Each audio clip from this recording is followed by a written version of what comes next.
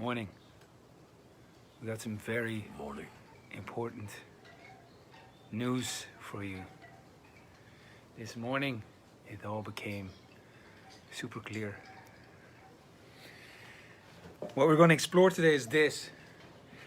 Never get into a relationship again. Never get together again. And we'll make clear why you shouldn't do it. And we'll give you an alternative that's a lot more powerful than getting together or being in a relationship. This is for the men out there. This is for the man. Women, you can watch along, but we're speaking to the man. No, women can't watch. Welcome, everyone. So, yes, an analogy that we brought up before we started the recording here is, imagine that, okay, you're a man, the greatest adventure in your life is the relationship that your woman wants you to go on with her. Imagine that's the greatest adventure. Like, you have no adventure bigger than that, and it's her idea of the adventure is the relationship. And you're to whatever degree inspired by it, but it's her adventure, essentially, that you're going on. Yes. So you get on her ship, right? Called relation. So her relationship. I can see it on the boat. Yes. Painted. Yes. She's steering it. You're out on the high seas. There's conflicts. There's beauty. There's romance. There's love. There's conflicts. But she's driving it. And there's Are a you part driving a ship? there's a part of you, like, you're on the ship, you're getting battered around by the waves, and but you're looking also for some kind of adventure in your life. You are looking for the adventure that calls to you. And in the background you hear, "Hey, batten down the hatches." "Hey, why aren't you putting up the sail? Wax the deck. Hey, you didn't throw the trash overboard." Whatever. And you can find yourself out on this ship with no way back. Yes. You can't jump over. You can't get out of it. And you're not fully there. No. And when this is another, like, never get into a relationship. This is another flag I would plant. Why not? When a woman is put in a position to steer the ship, when she's put there, she will hit for the iceberg. It will go bad, and it's, even if she thinks, "Fuck, I gotta do this," and even if she thinks I'm trying to do this, it's not in the nature of the feminine to lead. It's like in a dance, it's the masculine that leads the dance. So when a woman is put in the role of leading, and that's the only, and she has to do it, and a lot of women do it because the men are not showing up, they drop the ball. So if a woman is put in that position, steering the ship, she will hit for the iceberg for no other reason than contempt that she's put in that position. Yes. Even unconsciously. Yes. And so She's hoping a big chunk of ice or a big wave is going to wake you the fuck up. yes. Because you're just in the back of the boat sleeping on the job. trying to work a little less. Trying to be good enough. Yes. Right. Or my boss is not watching. You're just tolerating. Oh, my wife. Oh, my girlfriend. You're just tolerating. You're not trying to get away from the boss, drink a beer, and complain about her. And that's, like, even in a different sense, I always say, I don't know. Even for years all my life. Before I was born. Don't get into a relationship, because this is a different angle. In a way, like, I wonder, for years, women would I had the history too of women trying to get me into a relationship with them. And I always said, well, what is that? What is being in a relationship? What does it mean to get together? And I never, not never, but almost never, I get satisfying answers to that. And it's just, it seems that it's nothing more than a set of assumptions around what is expected from you, how to behave towards me, and how other people need to behave towards me. It's like almost saying to the world, this is mine, so watch your behavior. Yes. And that's it. And oftentimes it's not talked about, those expectations. It's completely until assumed. you're falling short Yes. of the expectation. And then people are feeling betrayed, and there's cheating, then there's whatever. You Yes. know? And so I'm just picturing just like relationship is this this ship on the high seas that the woman is driving, and it's going all over the place. Yes. And the man is getting knocked around, and he's not driving, and he's not like on the adventure, Yes. you know. Ahoy, you know, we're going. and she's saying, "Come on, man, you got it." You know, Yeah, and it's not his Yeah. adventure. You know, he went on her boat Yes. instead of being on his boat, and she's coming along. You know, Yes. but I want to finish this. In a way, what we do when we get, like, I was wondering, what is the qualitative leap that we take when we go into a relationship? Now, there's some women who told me great things, and it was, they want, being in a relationship means, I want to build a future with this man.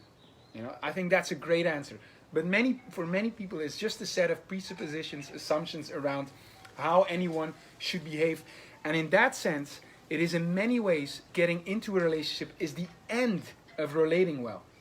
It really is the beginning of the end. You know, the moment they say, Because it becomes about managing. It's like a business, and we need to get up to this level every Right. day, and you're not matching up, and then we manage the relationship.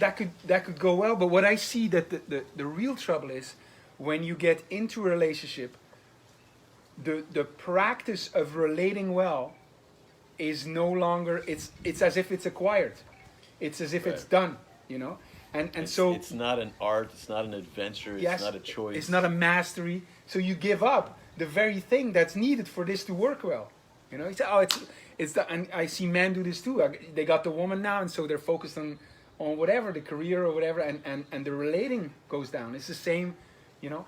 We go into a set of expectations of behaviors, and the very thing that's needed from you is to be really committed to this relating well, goes overboard.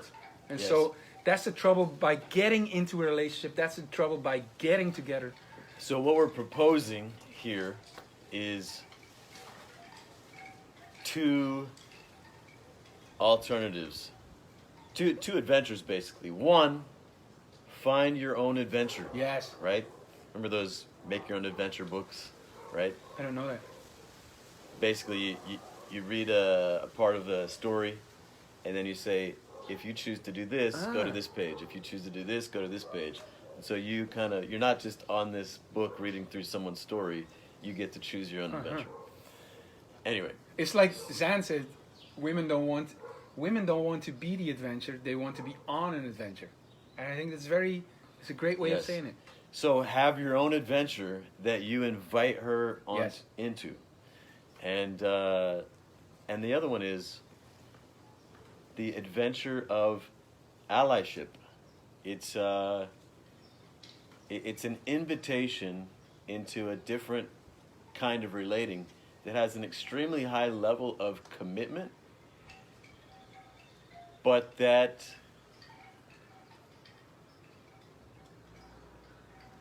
calls you to be, let's say, the hero or the leader in the face of everything. You are the leader. It's a really high level of, and it's less about this thing that you need to manage Yes. behaviors, and it's 100% about your leadership. I think you could speak a lot more to that. Like, what does it mean to be an ally? But, like, picture this. The first thing you said, go on an adventure of your own choosing. So the man is going, and the boat, he's steering the boat, and the boat is not called relationship. It's called ally. This is the allyship. Yes, You know? yes. And so the allyship is something that to me is I think what's key in this is that you come with it to the woman. It's not the woman saying, let's get into a relationship, and the man reacting to that. That's already, she's leading this now, you know? And when she's leading it, straight to the iceberg, you know? As a man watching this, you gotta lead this. You gotta be the one going to the woman and say, what is this to you, you know? You gotta be the one going to the woman and says, we're taking this to the next level. Because allyship is something way beyond a relationship. So the woman doesn't have to choose between the relationship she has in mind and this and him not committing in a way. She has to choose between the relationship she has in her mind and then a guy coming and saying, I got something that's a lot more powerful, that's a lot more committed than the relationship that you're thinking of. Yes. You know? Because in most relationships, there's no real commitment. I asked married people, they made vows for the rest of their lives. And I asked them, what were your vows? Which is a commitment. And they don't know. They don't know. They committed to something for their life and they don't know. And I think marriage is a beautiful ceremony to celebrate commitment in a relationship, which is to me the cornerstone of every relationship. But it is so presupposed, so assumed, there's nothing deliberate in it. So I think the key of this is that you come to the woman as the leader with something that's higher than the relationship she's been thinking of. And that's the allyship. And how is this is very conceptual. Yes. Yes. Give an example. How is the allyship more committed? So I'll just use the example with Deborah. The adventure that I invited her to was this. We're going to be 100% honest with each other. Yes. And we're going to be committed to our own personal growth, maximum personal growth, and the other person's maximum personal growth. And it's one day at a time, and that's it. That was our only commitment. Anything else, it's just day by day. There's no like, you shouldn't be flirting with girls, or you shouldn't go out with the guys, and she shouldn't do this, and there wasn't all these expectations, either verbalized or unverbalized. It was just that. Say it again. The two things. We're 100% honest with each other. Yes. And we're committed to our own personal growth and the other person's personal growth. Uh-huh. So inside of a conflict, I want to grow from Yes. this conflict. And I want you to grow from this conflict. Yes. And you want me to grow, and you want yourself to grow from this conflict. And this is the adventure we're on. Great. That's it. I had very similar vows that I exchanged with women over the years. And with me it was something like, not personal growth, but I said, I will do everything in my power to keep myself happy. And which is from Abraham Hicks. And so I will never hold you responsible for the way I feel. You're off the hook. And then I had vows around how to deal with disagreement, which the goal of that was also to grow from disagreement, to see the opportunity that we get with each disagreement. And I based it on Gottman's Four Horsemen, but there were very specific ways of how I want to be with her in disagreement and where this is going to lead. Yes. And the honesty is also one, Yes. to be completely, I don't remember the exact, but it's something similar, like to face everything. And that's what I mean by saying we are in an open relationship, which means not, I could just fuck anyone, but it does mean I'm going to share everything you want to know, and really like push the openness in that way. And it's tough, man. It's not easy, but those are the same. It seems very similar pillars. So I never use the word allyship, but I think it's so powerful, The cornerstone of it for me is it's like the ultimate win-win. Yes. Way of relating. I'm not gonna compromise myself for you or for the relationship. You're not gonna compromise yourself for me or for the relationship. It's win-win or nothing. Yes. So there's never any resentment. There's no regrets. You're both 100% choosing your path. What have you found in your experience the challenges of such a relationship?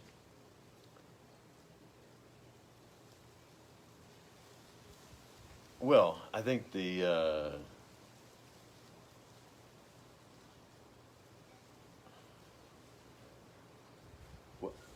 me say it like this. I view myself as an ally Yes. to humanity, in relation to all people. that's my higher thing. It's less that I have expectation of others that others would play at that level. Yes. Because it takes a lot. Yes. And in the beginning, yeah, I think you can have an expectation that someone else will be your ally. Yes. That they'll show up in a certain way, they'll respond in a certain way. And if you go into it with that kind of an expectation, Yes. then that kind of puts you back into a relationship that Right. you're managing. That is the other person playing at this level? Because I'm going to manage my commitment based on how the other's showing up. And so there's there's never any excuse for me to play small, for me to back off, for me to be less of an ally. So But it's that doesn't really almost answer like it's all in a way it's all about who I'm choosing to be. I understand, but still, like I'll tell you what for me the challenges were. Like I'm imagining now. I'm not going to say names. Okay, but I imagine a relationship where I show up as an ally, which is a greater thing than this. I propose an allyship instead of a friendship, and it's a great thing, and it's because it's greater than the woman can even see for a relationship that I see a lot of women are going along. I want to try, you know? But the challenge for me was to face or deal with her desire to have a kind of a relationship in a way, and have some elements of that relationship for her with me, and so dealing with the desire to be even to say spend more time, to live together. You know, the challenge was the pain that was caused for the woman to shift from I want a relationship to this is great, I want this allyship, and that period costs is needs time in my experience. Be specific because it's very at a conceptual level right now. It is? Yeah. So I meet a woman and she wants to be in a relationship with me, and I say I will not get into a relationship because I'm against relationships, but I'm proposing this allyship, and she can instantly see the benefits from that. Mm-hmm. And she agrees, but there's a desire there also to be in a relationship, and for me to spend more time with her, for me to be there with her, for me not to see other women, like the old remnants, the old story of this is what I want, this is my desire, and to gradually let go of that, and buy in and grow as in the allyship. That costs time, and there's a period here. That transition that's very painful for the woman. It's very painful for her to see, fuck, he's not, for example, sexually exclusive, or he's not necessarily the father of my children as I foresaw it. And like to see that transition for her, come to terms with that, you know, get away from like, judgments from other people, you know, who's this guy? And having to deal with that, you know, and trusting me, oh fuck, yeah, he is an ally, he shows up that way. That costs time and pain, and for me to witness that and take care of that, you know, that's a big challenge to me. That's a real. And just to be clear for people watching or listening, an allyship does not mean, or to be an ally does not mean that you don't commit to exclusivity, or that you don't make even traditional types of commitments in vows in a relationship. It's not about that, but this happens to be your choice. Yes. The way that you're inviting people into allyship. Yes. Yes. To me, the pain. What I realize is to be open in that sense, which is more along the honesty, the rawness, and wanting to deal with everything. You know, it's the openness that would cause that's. There's tension there, you know. There's something. It's painful in a way, you know. It's very challenging, and what's challenging? To be open and to be able to say no. We're not. Anything can happen, and we're going to bring it to each other. Again, it's also very conceptual. You know? Wow, to me, it's not conceptual I at all. know, because you talk about it all the time. It's Right. clear what you mean by it. Like, I'll give an example. Okay. I'll give a personal example for me. Like I'm thinking of an old relationship, and we had an open relationship in the sense that anything can happen, and we commit to bringing it to each other, and dedicated to our own growth. See what happens. So, and I think, okay, I'm a man without jealousy. I'm cool, you know. I can deal with this. And so we had no commitment to sexual exclusivity. Now you could choose that or not, but we didn't have one. Okay, and she would see someone, you know, and I'm perfectly fine with it. I you know, and that's great. And one day, she would come. We would see each other, you know, and she would have the hand on her ass of a guy she was seeing who smacked her, you know. And I'm like, the fuck, you know. And I had to face that, and I'm like, I have to deal with my own insecurities or jealousy. I'm gotta wonder, am I jealous now? Am I territorial? Is this right? And so the openness is right in your face, you know. It's like I had to deal with that, find a solution, how I feel about it, agree, you know, talk with this. And these are discussions you don't need to have if you're in a, say, traditional relationship assumed where this is not happening, you know, and so you don't have to deal with it. You know, we talked about tolerate nothing the other day. This is an ally, as I see it. Allies tolerate nothing. Yes. There's no compromise. It's 100% win-win, and yeah, it's a higher standard of relating, but there's also much more growth possible and transformation possible, which is a big part of the adventure that then you're inviting her to, and that you're on. It's like, we're gonna face shit. Yes. We're gonna step up. We're going to. And so how does the not tolerating in this situation apply? Or were you thinking of something else?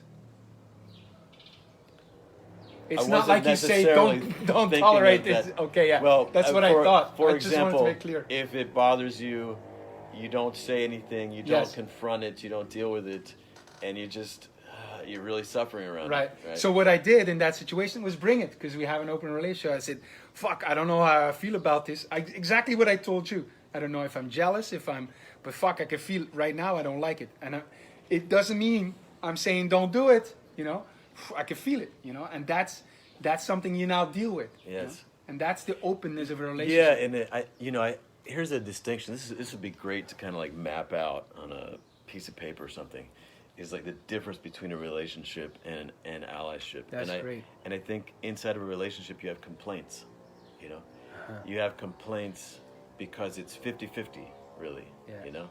Is the other person doing their part? Oh, this person's responsible to make me feel a certain way. Yes. That's not the case as I see it, an allyship. It's not about, my job is not to make it so this person's not upset or something like this. It is to stand for the ultimate growth and well-being and whatever of this person. But there's many situations where it's more than like a comfortable being nice to love someone. It's often a tough love kind of a situation. Yes. And where I'm not gonna compromise myself for the relationship. You know, I might make a sacrifice for the other person. I might make a sacrifice for the allyship, for the alliance. I like the word alliance better, actually. Yeah, that's the word I normally use, but it's nicer on the boat too. Alliance. Deborah and I used the term lovers alliance. We have a lovers alliance, and it was incredible. It was incredible, our way of relating, our way of being committed. It was great. So and we're still allies, but the part about us being lovers has transformed. Like, yes. We are no longer lovers. And that's what I see too. Like that's how the way you are together, the lifestyle is inconsequential, not inconsequential, but it's secondary. Yes. And it just shapes and morphs but you in that sense, this is another way where allyship is let's see all the advantage of an alliance towards a relationship is like instead of compromise, you can have sacrifice. You know, the commitment is a lot deeper, is a lot more profound. Also, what I've seen is that my alliances are forever. They have a way better chance of lasting forever if your commitment is real than a friendship. You know, because Yes. people get in a relationship and when they don't like the other, their behavior, they get out of it. They break up. They break up. Well, and then, I just had, I had this metaphor. They both jump off of the ship and then they blow the ship up. yes. Right? And it's crazy. I see so many destroy the relationship. So many people break up a relationship because they had presupposed expectations of the other. They didn't get the expectations, didn't get fulfilled. They feel betrayed. They get for small matters, you know, and they get out of a relationship when they could be great together. And so the allyship or the alliance is a way higher form of showing up for a man to show up committed in the life of his women, to show up very committed and at the same time completely honor his own desires, his own sense of adventure, his love for women. It's a man instead of getting into a relationship because the woman wants it. It's a man leading the way. He's leading it and he's saying, we're going to do this. Come on the adventure with me. It's called alliance. And it's a way more powerful and a way more adventurous way of being with women. And so, yes. And the cornerstone is it's about who he's choosing to be in the face of anything. Right. Everything. Who he's choosing to be as a man. Because that's the greatest thing. You don't need, say, the same. You don't need your woman to commit to alliance. You know, you just need to show up as an ally. You could do it alone, even if you've been, say, in a relationship for years and years, and it's kind of like compromising and lukewarm. You can still shift it around as the man if you make a stand for an alliance. If you make a stand to be an ally for this woman. Yes, to be an ally. Yes. To be an ally instead of being the boyfriend or the husband or whatever. If you do have, like, to me, an alliance is, it's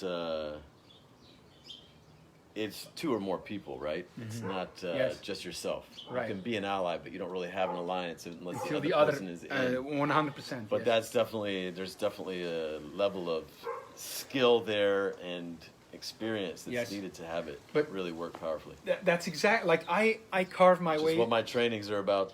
Yes, hours. Yes. I carved my way through a lot of trial and even more error. But that's exactly what because I could not live with myself, giving up my sense of adventure, my love for women, for a relationship, you know. And my first reactions to this, because I want to show up powerful and committed to women, was to give up a kind of like that sense of adventure and like getting into a relationship. And then I realized not only is it a compromise, but it is a less powerful way to show up in a woman's life. And so I carved my way inside and like accepting my adventure and then just presenting it to a woman and then more and more including women into it, be inclusive of them. And what I realized with time is that alliance, the way you present it, the way I have the vows, is a lot more powerful than the relationship. And once you can communicate that to your woman, you know, she'll gladly step on board because it's way higher than what she ever thought of a relationship. So yeah, never get into a relationship again, ever. It's not fair, not towards you or the women. Present her something more powerful, like an alliance, or present her show up more powerful, like you showing up as an ally. All right.